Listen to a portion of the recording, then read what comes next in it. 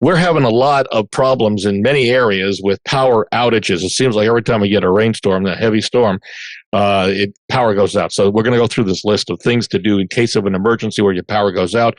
First, you want to confirm the power is out. Check around the neighborhood because it may just be something as simple as a burned out fuse, circuit breaker, or a light bulb. Call the utility company, report the outage. That's important. Unplug appliances because power surges when it comes back on could damage your sensitive or expensive appliances and electronics.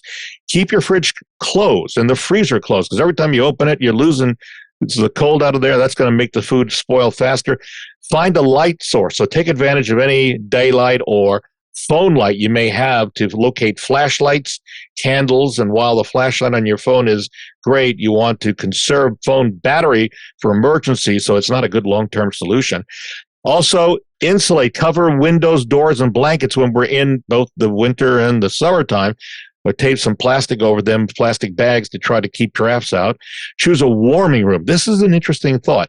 One room is much easier to keep warm than multiple rooms, so choose a warming room. This is a room where you'll spend time until the power comes back on. The best room is the one that's small, has the fewest windows, and have everyone in your household bunker down in the room, including pets. And in fact, the body heat of everybody in there will help keep the room warm on its own.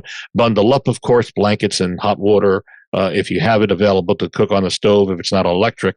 And then be safe. Whatever you do, do not use gas ovens, grills, or heaters to warm the house.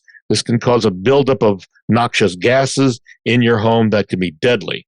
And think about having a tornado-safe room, and we'll go into more on this next week when we talk about a power emergency part 2 on how to prepare yourself in the event of power goes out in our area.